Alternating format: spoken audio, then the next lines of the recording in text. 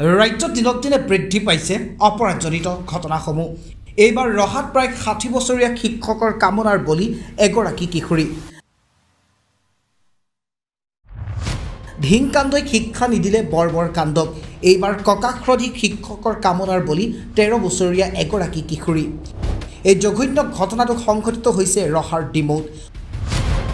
অৱসৰ ল'বলৈ মাত্ৰ ৪ মাহ বাকী থকা ৰহাৰ ডিমৌৰ বালিখৰা উপেন দাস নামৰ লম্পট শিক্ষকজনৰ কামনাৰ বলি হ'ল এগৰাকী নৱম শ্ৰেণীৰ ছাত্ৰী।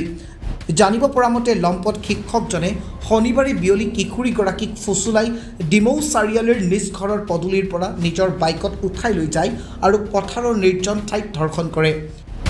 বহু সময় ছোৱালীজনী ঘূৰি নহাত কিশোৰীগৰাকীৰ মাকে ফোন কৰাত কিশোৰীগৰাকীয়ে সকলো কথা অৱগত কৰে মাতৃক।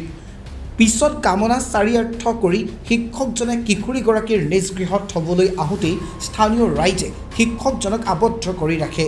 পিছত কিশোৰীগৰাকীৰ মুখৰ পৰা সকলো কথা প্ৰকাশ হোৱাত ৰাইজে শিক্ষকৰূপী লম্পটটোক আটক কৰি ৰহা আৰক্ষীক গতাই দিয়ে। এই লৈ অঞ্চলটোত নিশা উত্তেজনাৰ সৃষ্টি হৈছে। শিক্ষক তথা সভ্য সমাজত লজ্জানত কৰা লম্পট উপেন দাসক কঠোৰতম শাস্তিৰ দাবী উত্থাপন কৰিছে ৰহাৰ ৰাইজে। এই সম্পৰ্কত আৰক্ষীয়ে তদন্ত আৰম্ভ কৰিছে। ভাটিবেলা সময়ত উপেন দাস নামৰ এজন ব্যক্তিয়ে ছোৱালী এজনী 9 ক্লাছত পঢ়ি থকা ছোৱালী আৰু তাইক ফুৰাবলৈ নিম বুলি চিপছ দিম কিবা দিম এনেকৈ কৰি পেলাই ফুচুলাই নি পথাৰত ঘৰৰ পৰা দূৰৰ পথাৰত তেওঁক অপকৰ্ম কৰাটো হয়।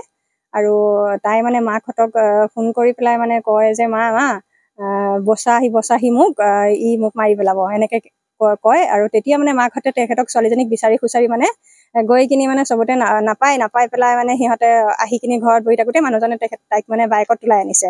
আৰু বাইকত তুলি আনোতে ছোৱালীজনীক কৈ আহে যে ছোৱালীজনীয়ে কোৱা মতেদি যে আজিৰ পৰা আমি দুটা গিয়েক ঘৈণীয়েক হ'লো আৰু তই গাত যিখিনি বোকা লাগি আছে সেই বোকাখিনি এক্সিডেণ্ট হৈছে বুলি কবি, ক'ৰবাত পৰি পেলাই বোকা লাগিছে বুলি পেলাই ঘৰত কবি।